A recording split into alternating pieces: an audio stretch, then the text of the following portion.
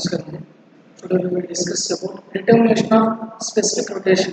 విశిష్ట భ్రమణ సామర్థ్యాన్ని కనుగొంటారు.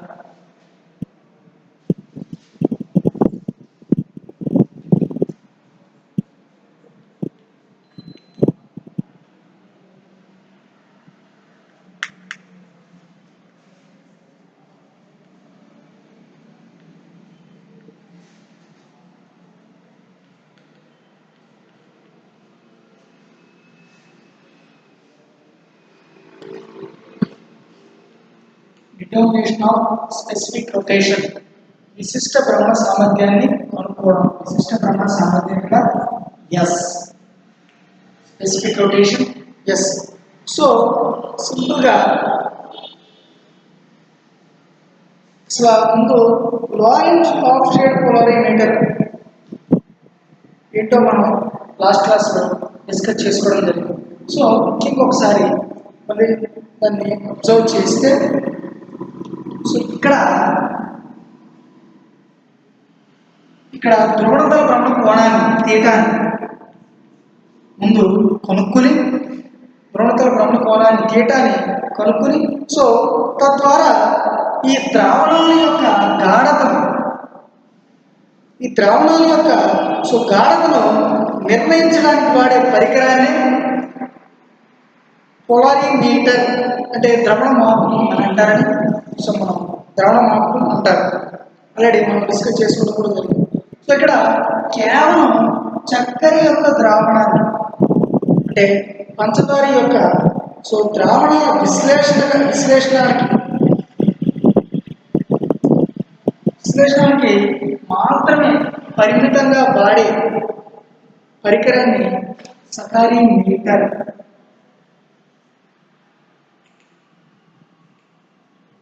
సకారీమీటర్ అని అంటారు.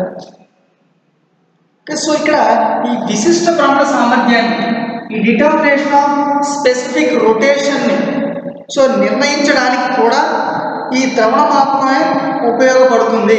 అంటే ఈ స్పెసిఫిక్ రొటేషన్ని నిర్ణయించడానికి కూడా ఈ విశిష్ట భ్రమణ సామర్థ్యాన్ని నిర్ణయించడానికి కూడా సో ఇక్కడ పోలారిమీటర్ అనేది యూజ్ అవుతుంది. పోలారిమీటర్ని యూజ్ చేసుకుని సో దీన్ని నిర్ణయించడం జరుగుతుంది. ఓకే, సో ఇక్కడ ఈ పోలారిమీటర్ని ఈ ధ్రువ మాపకాన్ని సో సూచనప్రాయంగా మరియు ఒక ఎక్స్పెరిమెంటల్గా దాన్ని అరేంజ్ చేసి పటం ద్వారా మనం చూడటం ఆల్రెడీ జరిగింది, లాస్ట్ క్లాస్లో చూడటం జరిగింది. సో మరొకసారి చూద్దాం. అయితే సో ఇక్కడ ఈ అర్ధఛాయ పరికరాన్ని అనేదాన్ని అది హాఫ్ షేడ్ పోలారిమీటర్ అనేదాన్ని అది సూచించడం జరుగుతుంది. సో ముఖ్యంగా ఏంటి అంటే ఇక్కడ ముందుగా ఈ భ్రమణతల కోణాన్ని తీయటానికి అనుకుని సో తద్వారా ద్రావణాల యొక్క గాఢతను నిర్ణయించడానికి వాడే పరికరాన్ని సో పోలారిమీటర్ అంటారు. బట్ అన్ని గాఢతల్ని దీని ద్వారా నిర్ణయిస్తారంటే కాదు. బట్ పంచదార ద్రావణం దగ్గరికి వచ్చేసరికి మాత్రం ఈ సకారీమీటర్ అనే దాన్ని పరికరాన్ని యూజ్ చేసుకుని ఓన్లీ పంచదారకి మాత్రమే ఈ సకారీమీటర్ అనే దాన్ని యూజ్ చేస్తారు. ఇక్కడ ఈ స్పెసిఫిక్ రొటేషన్ని నిర్ణయించడానికి కూడా పోలారిమీటర్ని యూజ్ చేస్తారు. సో అది ముందు ఒక ఎక్స్పెరిమెంటల్గా దాన్ని లారెంజ్ హాఫ్ షేడ్ పోలారిమీటర్. ఈ పోలారిమీటర్ని సో హాఫ్ షేడ్ పోలారిమీటర్ ఈ ద్రవణ మాపకాన్ని సూచనప్రాయంగా ఒక ఎక్స్పెరిమెంటల్ అరేంజ్మెంట్గా దాన్ని ప్లేస్ చేసుకుని డ్రా చేసుకుని చూసాం. సో ఇప్పుడు అది ఒక అర్ధఛాయ పరికరాన్ని సూచించడం అనేది జరుగుతుంది. సో మరొకసారి దాన్ని మనం అబ్జర్వ్ చేస్తే సో ఇది సోర్స్ ఎస్ఎం మనం ఆల్రెడీ లాస్ట్ క్లాస్లో డిస్కస్ చేసుకోవడం జరిగింది. బట్ మరొకసారి ఎంత బ్రీఫ్గా చెప్పండి కానీ బాగా డీప్గా చెప్పండి కానీ కొంచెం బ్రీఫ్గా చెప్పు.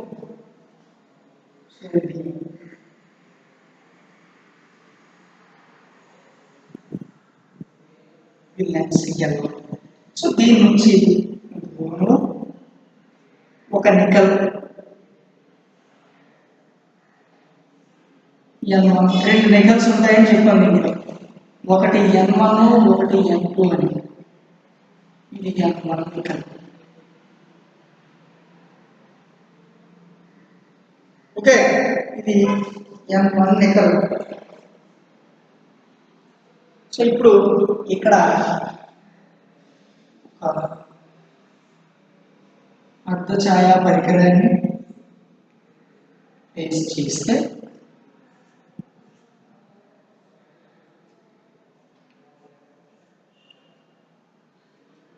ఇది క్యూ, ఇది జీ. ఇక్కడ క్యూ సగం ఆక్రమించి ఉంటుంది హాఫ్ షేడ్ పోలారిమీటర్లో, జీ అనేది సగం ఆక్రమించుకుని ఉంటుంది. ఓకే, సో ఇప్పుడు ఇక్కడ ఒక నికల్ N2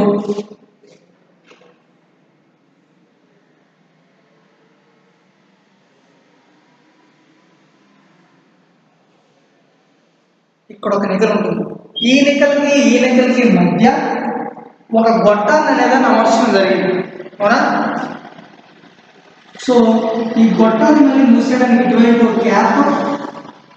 క్యాప్, మళ్ళీ మధ్యలో ఉబ్బెత్తుగా 2 బుడుగులు.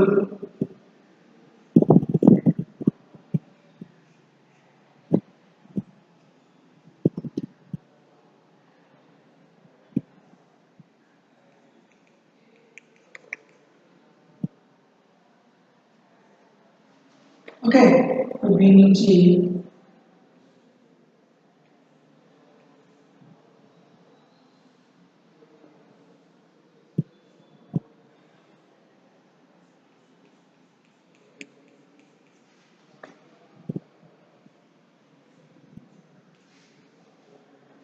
ఇది N2. సో ఇది స్కేల్స్, అంటే మనం దీన్ని రొటేట్ చేస్తాం కదా.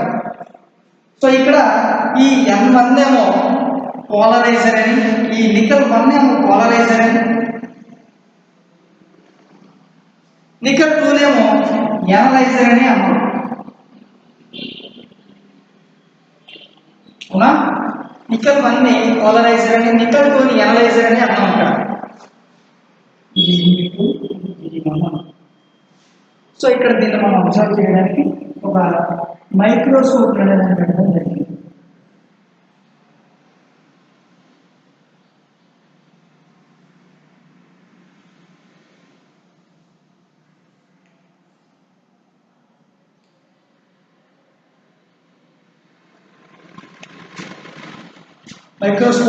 పెట్టడం జరిగింది. సో ఇది దీంట్లో ఒక ద్రావణాన్ని నింపి ట్యూబ్లో ద్రావణాన్ని అనేది నింపి సో మనం ఎక్స్పెరిమెంట్ చేయడం జరిగింది. ఓకే, అయితే ఇది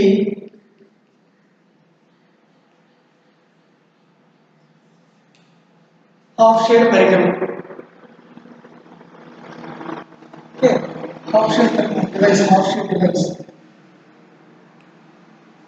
ఇది నికల్ 1, ఇది లెన్స్ L, కుంభాకార ఘటకం. ఇది కూడా ఇది monochromatic light, single wave length monochromatic light, అంటే ఏకవర్ణ కాంతి.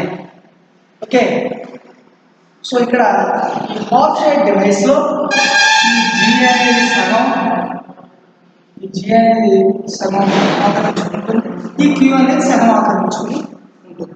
సో ఇప్పుడు దీన్ని యాంగిల్స్ పట్టుకుని రొటేట్ చేస్తే, కొంత యాంగిల్తో రొటేట్ చేస్తే ఆ యాంగిల్ ఎంత జరిగింది అనేది తెలియదు. ఈ స్కేల్స్ ద్వారా మనం క్యాల్కులేట్ చేయాలి, ఎంత తిరిగింది అనేది యాంగిల్ అనేది మనం తెలుసుకోవడానికి స్కేల్స్ అనేది ప్లేస్ చేయడం జరిగింది, అవునా? సో దాన్ని అలా తిప్పితే ఏమవుతుందంటే సో ఇలా వస్తుంది.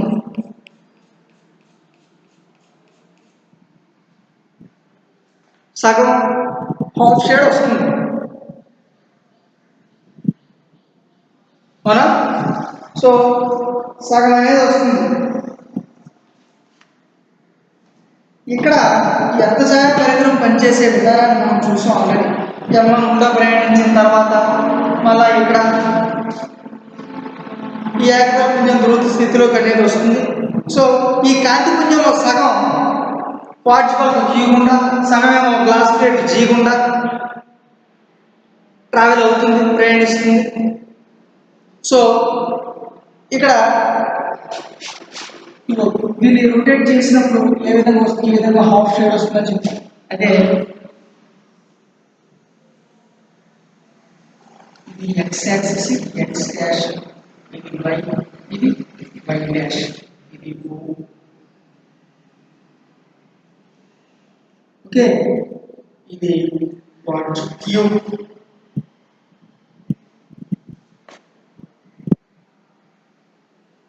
ఇది P, ఇది C, ఇది D.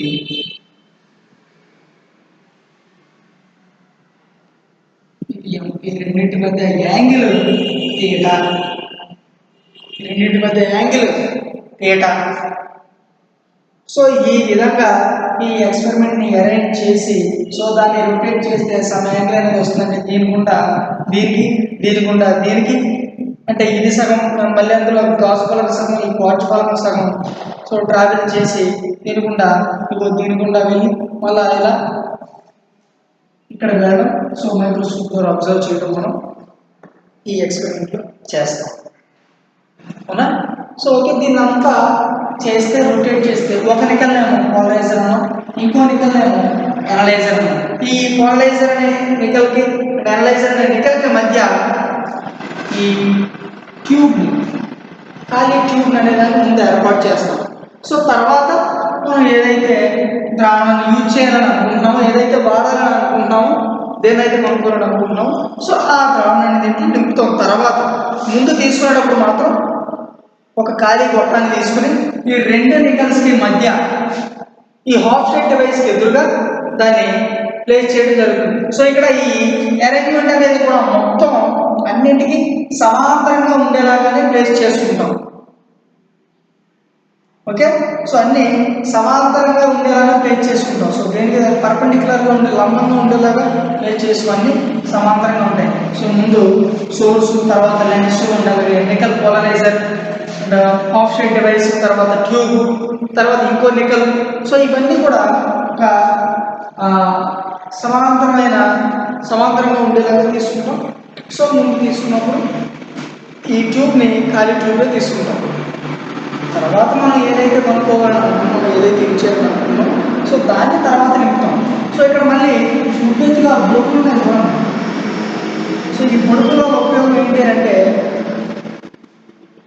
ప్రెషర్, ఒకవేళ వాటర్ యొక్క ప్రెషర్ ట్యూబ్లో కనుక ఎక్కువైనా సో తొందరగా పగిలిపోకుండా ఉండడానికి ఇవి హెల్ప్ చేస్తాయి. కొంత గాలి బుడగలు అనేవి ఇంట్లో లేకుండా ఉండడానికి కూడా అవి చేస్తాయి. సో ఒకవేళ ఎక్కువైంది అనుకోండి, దీంట్లోకి సగం పోయినా ఇది సో ఎలాంటి ప్రాబ్లమ్ని ఫేస్ చేయకుండా ఉంటుంది. ఈ బొడుగుల వల్ల అలాంటి యూజ్ ఉంటుంది. ఓకే, సో దీన్ని మళ్ళీ దీంట్లో లిక్విడ్ని పోసిన తర్వాత అది కొంచెం కూడా లీక్ అవ్వకుండా ఉండేలాగా ఇటువైపున క్యాప్, ఇటువైపున క్యాప్ తీసుకుని రెండు క్యాప్లు పెట్టి బిగిస్తాం. సో బిగించిన తర్వాత దీన్ని రొటేట్ చేస్తే కొంచెం యాంగిల్ చేస్తే ఒకలాగా, కొంత యాంగిల్ చేస్తే ఒకలాగా. సో ఇదంతా ఆల్రెడీ మనం డిస్కస్ చేసుకోవడం జరిగింది. సో ఇప్పుడు దీని యొక్క పని విధానం మనం డిస్కస్ చేసుకోవడం జరిగింది. సో ఇప్పుడు మనకి ముఖ్యంగా కావాల్సింది ఏంటి అంటే ఇక్కడ determination of specific rotation. Okay, విశిష్ట భ్రమణ సామర్థ్యం ఎస్ని ఇప్పుడు మనం కనుక్కోవాలి దీని ద్వారా, దీన్ని యూజ్ చేసుకుని. ఓకే, సో ఇక్కడ ఒకటి ముందు ఒకసారి మరొకసారి చూద్దాం. సో ఇక్కడ ఎనలైజర్గా పనిచేసే నికల్ పటము N2 యొక్క ప్రధాన తలం కనుక, సో ఇక్కడ ఈ ఓపీకి సమాంతరంగా ఉంటే సో గాజు పలక గుండా కాంతి అనేది ఏ అవరోధం లేకుండా ట్రావెల్ అవుతుంది. సో ఇక్కడ ఈ అనలైజర్ N2 యొక్క ప్రధాన తలం కనుక, ఓకే, సో ఈ ఓపీకి సమాంతరంగా ఉంటే, ఈ ఓపీకి సమాంతరంగా ఉంటే ఈ లైట్ ఈ హాఫ్ షేడ్ డివైస్లో గ్లాస్ ప్లేట్ సగం, క్వార్ట్జ్ ప్లేట్ సగం కదా. సో ఈ గ్లాస్ ప్లేట్ సగం గుండా వెళ్ళే లైట్ ఎలాంటి అవరోధం లేకుండా సో అది ట్రావెల్ అవ్వడం జరుగుతుంది. ఓకే, సో ఇది మెయిన్ పాయింట్. సో కానీ ఇక్కడ అప్పుడు ఏమవుతుందంటే ఈ గ్లాస్ ప్లేట్ గుండా వెళ్ళిందేమో ఎలాంటి అవరోధం లేకుండా వెళ్తుంది, కానీ క్వార్ట్జ్ ప్లేట్ గుండా వెళ్ళింది మాత్రం కొంచెం అవరోధం అనేది, కొంచెం డిస్టర్బెన్స్ అనేది దీంట్లో కలుగుతుంది. అంటే ఈ క్వార్ట్జ్ పలకుండా ప్రయాణించే కాంతి మాత్రం కొంచెం అవరోధానికి అది ప్రాబ్లం ఫేస్ చేస్తుంది, కొంత అవరోధానికి అనేదానికి గురవుతుంది. ఓకే, సో అయితే ఇక్కడ అందువల్ల ఈ గాజుతో కూడిన అర్ధభాగం వాచ్మార్క్ అర్ధభాగం కంటే ఇది సగం కాబట్టి దీంట్లో నుంచి వెళ్ళింది. సో ఇక్కడ N2 ఎనలైజర్ యొక్క ప్రధాన పని దీని ఓపీకి సమాంతరంగా ఉంటేనే గ్లాస్ ప్లేట్ లో నుంచి వెళ్ళే లైట్ ఎలాంటి అవరోధం లేకుండా ఉంటుంది. క్వార్ట్జ్ పలకలో నుంచి వెళ్ళేది మాత్రం కొంత అవరోధానికి గురవుతుంది. సో అలా ఉన్నప్పుడు గాజుతో కూడిన అర్ధభాగం క్వార్ట్జ్ పలక అర్ధభాగం కంటే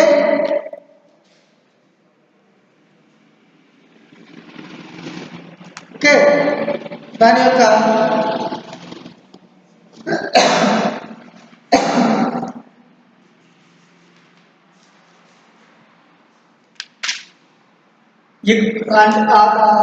దీని యొక్క అర్ధభాగం కంటే దీని యొక్క అర్ధభాగం అనేది ఎక్కువ ప్రకాశవంతంగా కనిపిస్తుంది. సో ఒకవేళ ఇట్లా కాకుండా ఇప్పుడు ఈ ఎనలైజర్ యొక్క ప్రధాన తలానికి ఓక్యూ కనుక సమాంతరంగా ఉంటే, ఇప్పుడు ఇందాక ఓపీ సమాంతరంగా ఉంటే గ్లాస్ ప్లేట్ లో నుంచి లైట్ అనేది ఎలాంటి అవరోధం లేకుండా వెళ్తుందని చూసాం. ఒకవేళ అలా కాకుండా ఈ ఎనలైజర్ N2 యొక్క ప్రధాన తలానికి ఈ ఓక్యూ అనేది సమాంతరంగా ఉంటే ఇప్పుడు మొత్తం టోటల్ రివర్స్. ఈ క్వార్ట్జ్ ప్లేట్ లో నుంచి క్వార్ట్జ్ పలక నుంచి వెళ్ళే లైట్ ఏమో ఎలాంటి అవరోధం లేకుండా ట్రావెల్ అవుతుంది. బట్ ఈ గ్లాస్ ప్లేట్ లో నుంచి వెళ్ళే లైట్ ఏమో కొంత అవరోధానికి గురవుతుంది. సో ఇక్కడ ముఖ్యంగా గుర్తుపెట్టుకోవాల్సింది ఏంటంటే ఈ N2 అంటే ఎనలైజర్ యొక్క నికల్ ఎనలైజర్ అంటే ఇక్కడ 2 నికల్స్ కదా, N1 ఒకటి N2 ఒకటి. ఇక్కడ N1 ని పోలరైజర్ అంటున్నాం, N2 నికల్ ని ఎనలైజర్ అంటున్నాం. సో ఇక్కడ ఈ ఎనలైజర్ యొక్క ప్రధాన తలానికి ఓపీ సమాంతరంగా ఉంటే గ్లాస్ ప్లేట్ లో నుంచి వెళ్ళే లైట్ పర్ఫెక్ట్ గా ఉంటుంది, ఎక్కువ ఇంటెన్సిటీ ప్రకాశవంతంగా ఉంటుంది. అదే ఓకేకి ఎనలైజర్ యొక్క ప్రధాన తలం సమాంతరంగా ఉంటే క్వార్ట్జ్ ప్లేట్ నుంచి వెళ్ళే లైట్ సో ఎలాంటి అవరోధం లేకుండా ట్రావెల్ అవుతుంది, ఎలాంటి డిస్టర్బెన్స్ లేకుండా ట్రావెల్ అవుతుంది. సో క్వార్ట్జ్ పలక గుండా వచ్చిన లైట్ అనేది ఎక్కువ ప్రకాశవంతంగా ఉంటుంది, జీ ప్లేట్ నుంచి వచ్చింది తక్కువ ప్రకాశవంతంగా ఉంటుంది. ఓకే, సో దానికి ఓపీ సమాంతరంగా వెళ్తే అలా ఉంటుంది, ఓపీ సమాంతరంగా వెళ్తే అలా ఉంటుంది. ఓకే, కానీ ఇక్కడ ఈసారి క్వార్ట్జ్ పలక అర్ధభాగం వ్యవస్థ కూడిన అర్ధభాగం కంటే ఎక్కువ ప్రకాశవంతంగా కనిపిస్తుంది, అదే చెప్పుకున్నాం ఇప్పుడు దాకా. సో ఈసారి కనుక ఈ ఎనలైజర్ N2 యొక్క ప్రధాన అక్షం కనుక ఈ N2 యొక్క ప్రిన్సిపల్ యాక్సిస్ కనుక ఈ ఎనలైజర్ యొక్క ప్రిన్సిపల్ యాక్సిస్ కనుక ఇగో ఈ వై డాష్ ఇది వై యాక్సిస్, ఇది వై డాష్ యాక్సిస్ కదా, ఈ వై డాష్కి సమాంతరంగా ఉంటే ఇందాకేమో ఓపీకి సమాంతరంగా తర్వాత ఓపీకి సమాంతరంగా, ఇప్పుడు ఆ రెండు కాకుండా ఈ వై డాష్కి సమాంతరంగా ఉంటే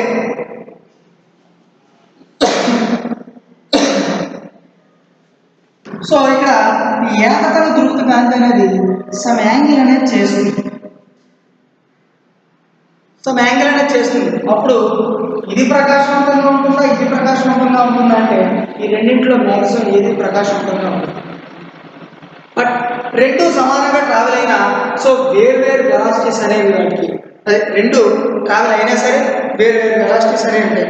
సో ఇక్కడ వై డాష్ అక్షానికి సమాంతరంగా ఉంటే ఇది రెండు ఏకతల ధ్రువ అంశాలతో ఒకే కోణం చేస్తూ ఉన్నందున ఈ ఆప్టిక్ యాక్సిస్ అనేది ఈసారి గాజు పలక మరియు క్వార్ట్జ్ పలకలు రెండింటికి సమానంగా ప్రకాశవంతంగా అనేది అనిపించడం జరుగుతుంది. ఇలా ట్రావెల్ అయితే రెండు పలకలు కూడా వెళ్ళిన లైట్ సమానంగా ప్రకాశవంతంగా కనిపిస్తుంది. ఓకే, సో అదంతా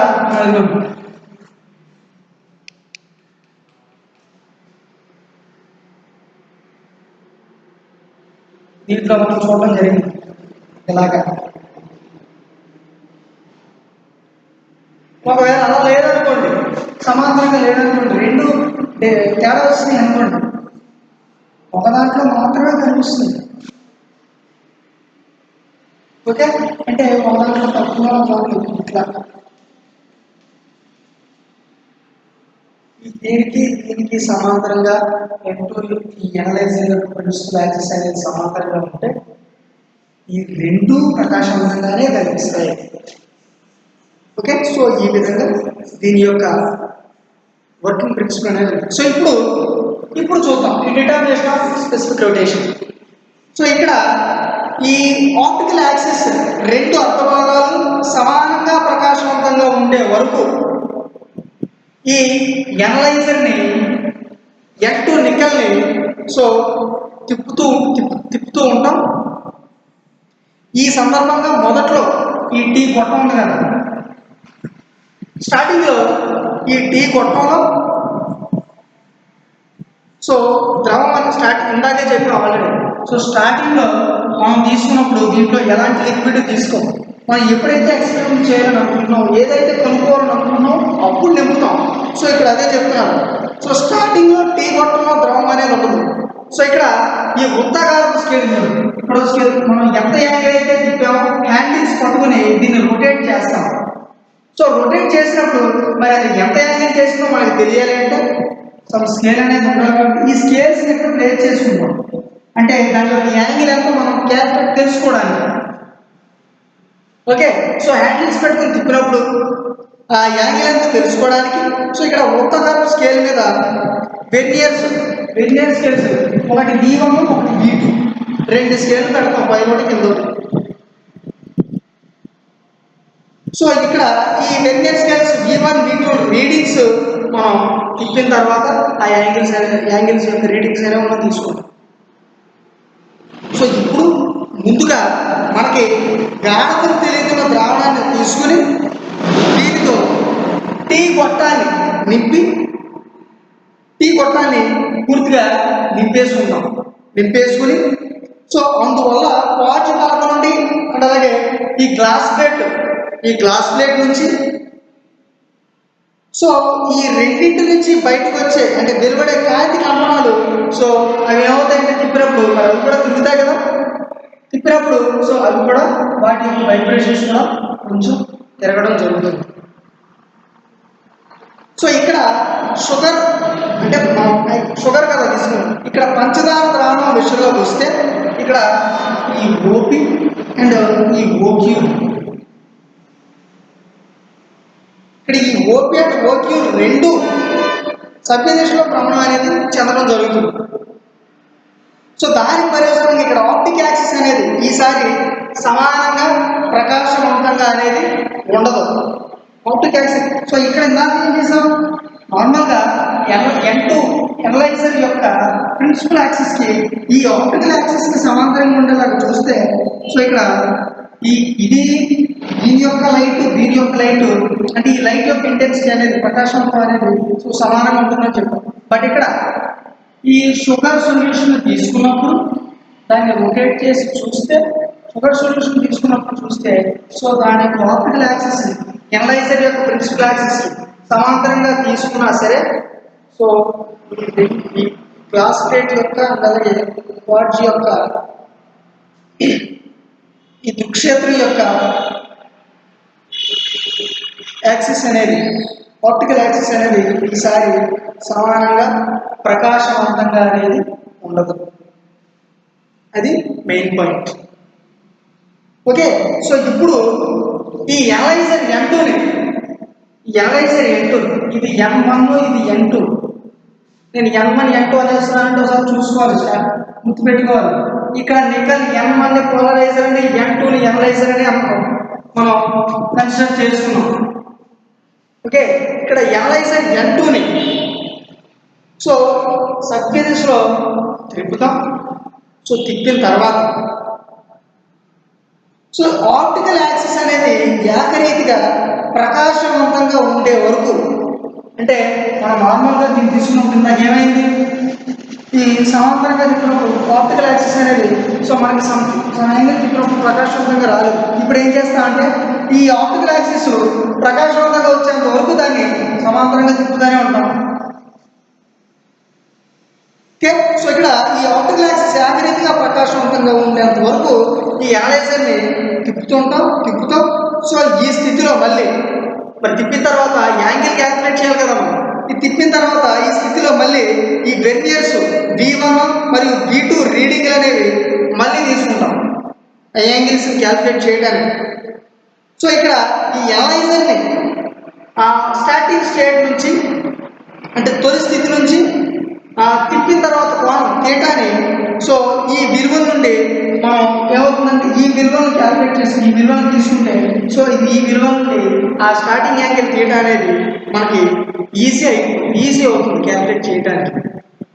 సో ఇక్కడ ఈ యాంగిలే సో ద్రావణంలో ద్రోణతనం లేక వైబ్రేటెడ్ ఫేస్ అంటే కంపనతనం. సో ఇక్కడ ఈ యాంగిల్ని ద్రావణంలో ద్రవణతనం లేదా బ్రహ్మం చేసిన కోణానికి అది ఏమవుతుందంటే ఈక్వల్ అవుతుంది, సమానం.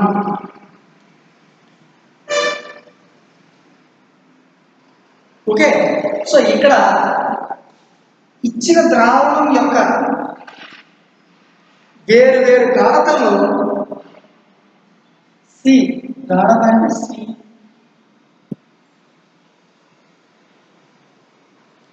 ఇక్కడ ఇచ్చిన లిక్విడ్ యొక్క వేరు వేరు డిఫరెంట్ గాఢతలను సి అనేది భ్రమణ కోణ థీటాను కనుక్కొని సో ఇక్కడ థీటాకి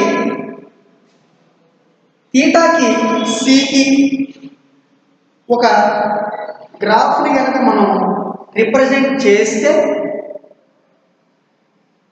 సో అది ఆ గ్రాఫ్ని కనుక మనం ఒక గ్రాఫ్ని మనం గీసి చూస్తే సో ఆ గ్రాఫ్ నుంచి థీటా బై సి వాల్యూ అనేది సో మనం కనుక్కోవటం జరుగుతుంది. సో ఇక్కడ ఈ వాల్యూ సో ఒకసారి ఈ గ్రాఫ్ను మనకు అబ్జర్వ్ చేస్తే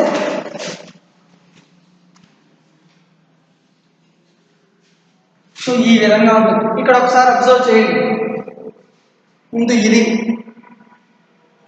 ఇక్కడ థీటానేమో యాంగిల్ని వై యాక్సిస్ మీద, ఈ గాఢత సిని ఎక్స్ యాక్సిస్ మీద తీసుకుంటాం.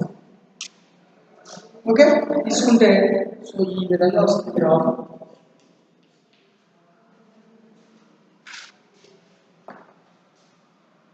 ఆ విధంగా వస్తుంది గ్రాఫ్. సో ఇక్కడ ఇచ్చిన ద్రావణం యొక్క వేరు వేరు గాఢతలు సి భ్రమణ కోణాలు థీటాను కనుక్కొని సో థీటాకి సికి ఇలా గ్రాఫ్ గీస్తే మనం థీటాకి సికి గ్రాఫ్ గీస్తే సో ఇప్పుడు ఈ గ్రాఫ్ నుంచి థీటా బై సి విలువ కనుక్కుంటాం. సో ఈ విలువను ఈ వాల్యూని మనకు ఆల్రెడీ ఇంతకుముందు చేసుకుని వచ్చింది. ఈ విశిష్ట భ్రమణ కోణం S is equals to tan theta by LCN. Specific rotation విశిష్ట భ్రమణ కోణం S is equals to tan theta by LC. So దీంట్లో ప్రతిక్షేపించి ఇచ్చిన ద్రావణం యొక్క విశిష్ట భ్రమణ సామర్థ్యాన్ని ఎస్ని ఈ స్పెసిఫిక్ రొటేషన్ ఎస్ని సో మనం నిర్ణయించడం జరుగుతుంది. ఓకే, సో ఇందులో S equal to tan theta by LC ఉంది కదా. ఇక్కడ L అనేది గొట్టం యొక్క పొడవు, ఈ గొట్టం యొక్క length L. Okay, so theta అనేది దాని యొక్క డిగ్రీస్లో యాంగిల్, సి అనేది సో ఈ భ్రమణ కోణం. ఓకే, సో ద్రావణం యొక్క గాఢత అనేది సి. సో ఇక్కడ ఈ ద్రావణం యొక్క గాఢతని కనుగొనడానికి S is equals to tan theta by LC. Okay, so ఇదే ప్రయోగంలో ఇచ్చిన ద్రావణం యొక్క సో స్పెసిఫిక్ రొటేషన్ ఈ ద్రావణం యొక్క విశిష్ట భ్రమణ సామర్థ్యాన్ని ఎస్ విలువ సో మనకి తెలిస్తే సో ద్రావణం యొక్క గాఢతను already S is equals to tan theta by LC. So దీన్ని S నాట్ తీసుకుని వెళ్ళిపోతే C is equals to so మనకి కావాల్సింది ఏంటి ముఖ్యంగా ఈ ద్రావణం యొక్క గాఢత.